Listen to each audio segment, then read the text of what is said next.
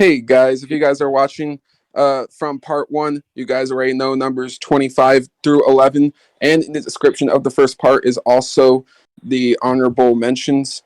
So if you guys want to know some of that, then go check it out. But these are the top 10 best wrestling matches of 2022. Again, if you didn't watch part one, please watch it. This is part two. And now let's begin with number 10. Yeah. Number 10 is Zack Sabre Jr. for Claudio Castagnoli at Forbidden Door, Claudio's debut in AEW. This was fun as hell. It was a great replacement for Daniel Danielson, but I can't wait to see him in Forbidden Door 2. That's Zack Sabre Jr. versus Brian. Can't wait, but this was even a great match.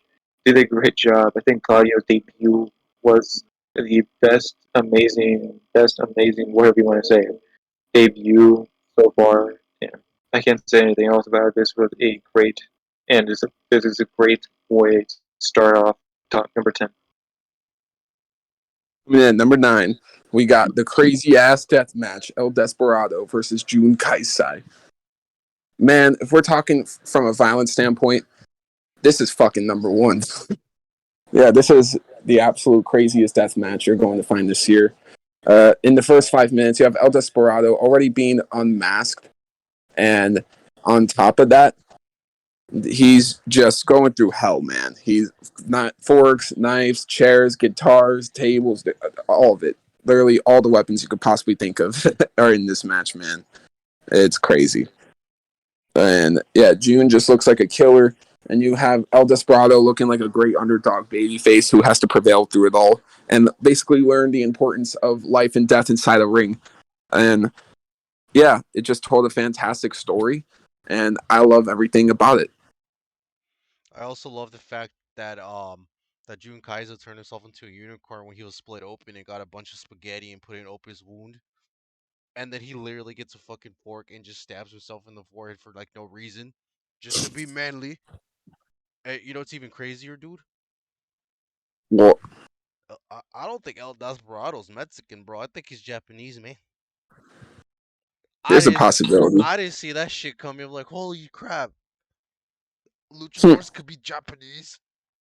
Yeah, No, but for real though, the match is probably one of the best. It would be number one. If anything, it's pretty up there. I'm definitely gonna rewatch it. If they do get a rematch, it'd be sick. So, yeah, it belongs here.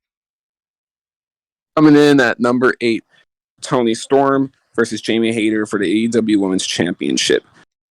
Just when you think about how to wake up a dead crowd, this match is the definition of it. Just, man, I don't know what it was with that night in New Jersey. It was a pretty good show, but there were just a lot of times where the crowd just wasn't really feeling the show, it seemed like they just were dead. Even during the main event between Moxley and MJF, they were just quiet. But if there was a match that made them, loud, it was this one. And rightfully so, because this match was just perfect. You have two women who have faced each other multiple times in 2022 settle the score here for the title.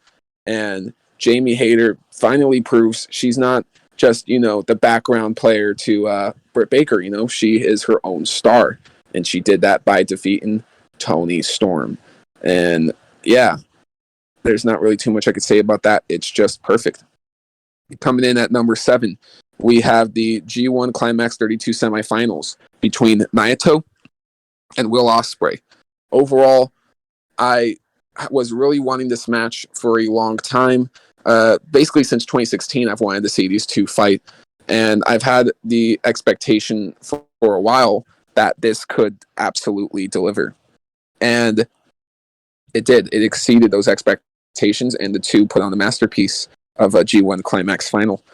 And yeah, Will Ospreay was able to advance to the finals. Well, did he get the win? We'll find that part out later in the list. A lot of you guys probably already know. But yeah, that's all I could really say. I'm not going to go too deep into it. Just if you really love a fast-paced, crazy action kind of match, watch Will Ospreay versus Naito. This match is just, again, I could say the word perfect, but oh well, I already did. Oops. I'm going to sound like a broken record with this one. Yeah. Now number 6, Adam Page versus Brian Danielson on Dynamite AEW Championship match. This was a very great and fun match. A lot of taunting and stuff, but I did love it. It was fun to watch, and it was interesting to see everything. So I did. It was not that bad. It was great to be on a Dynamite on itself. So to me, it definitely makes sense to be at number 6. It was a great, fun match to watch. Coming in at number 5, we have Roman Reigns versus Drew McIntyre for the undisputed WWE Universal Championship.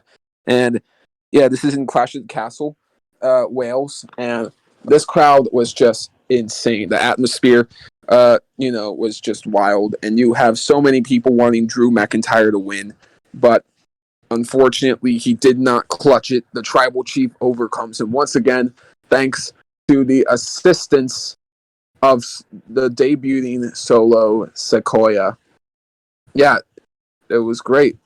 It was absolutely everything that you'd want these two to deliver. It was just, crazy drama. It kind of felt like Cena versus RVD from 06 if RVD, didn't win.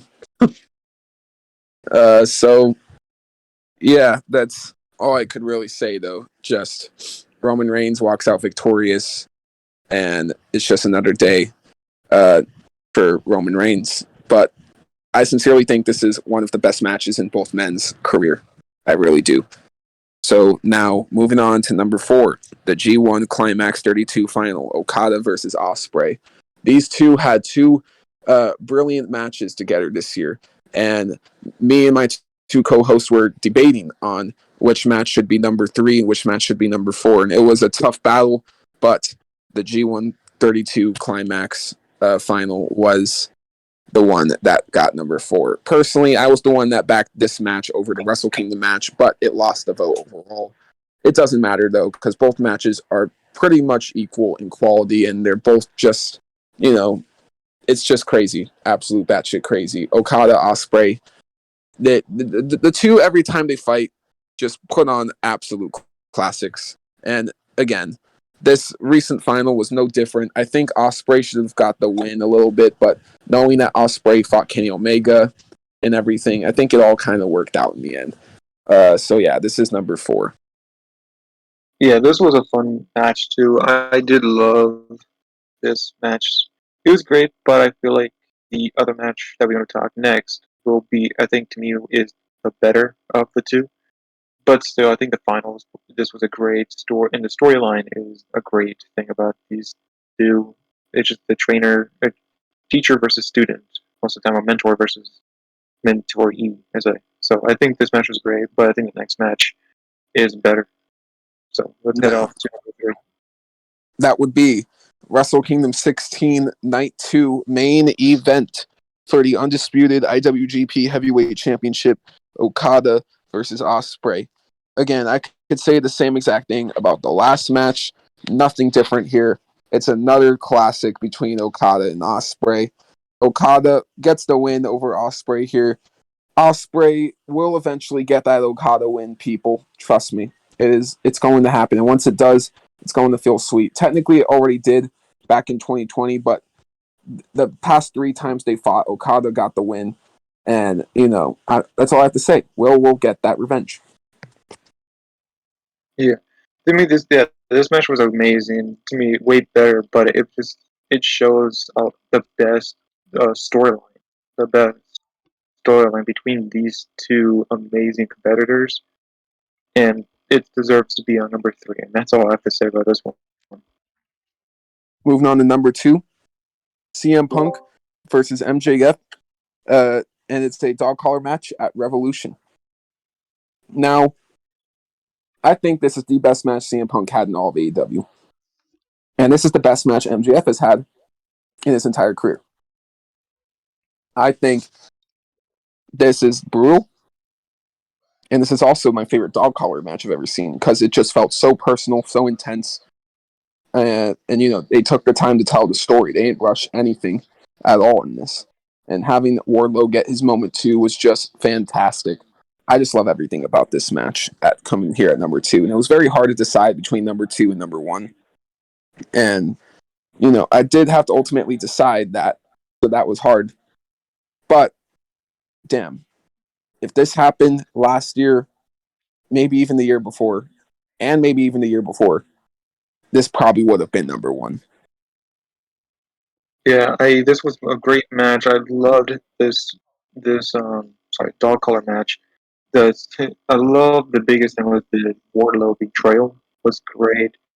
And it was definitely 100% MJF's best match. I'm hoping that he improves, or else he definitely needs to lose that title to Brian. That's all I have to say with this one. It was a great match, and that's all I have to say.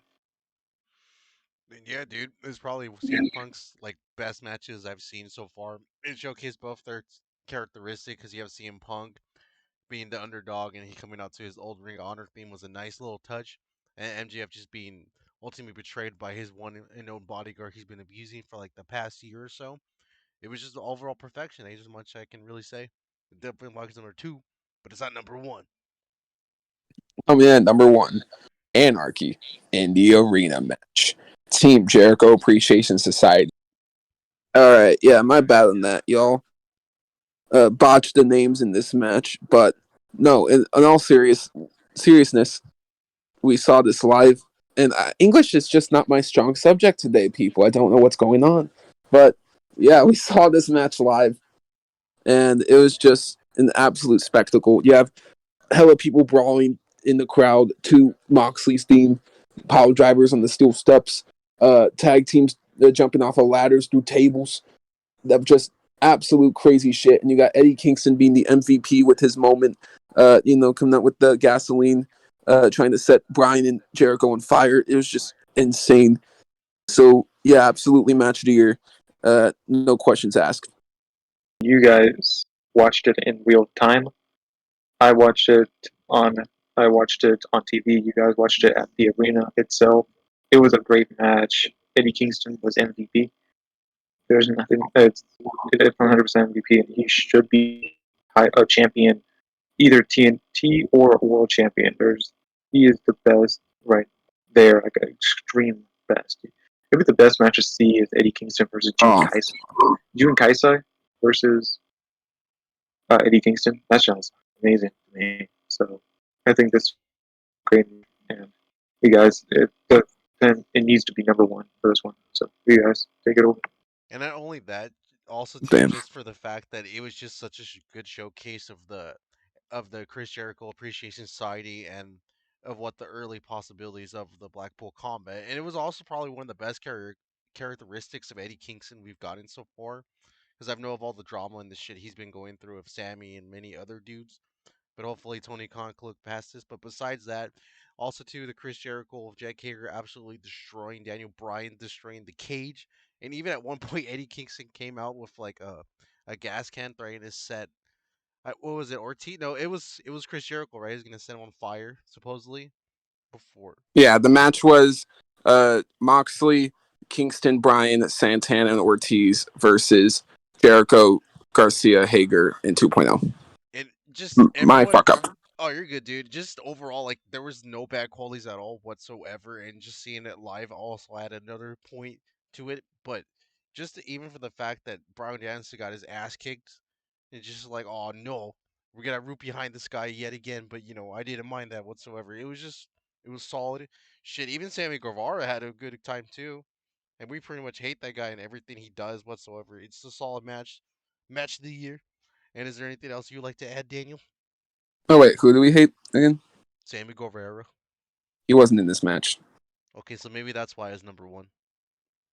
You see, this match was so good, I thought he was in this match. Okay, that's why I said pause it. God damn That's it.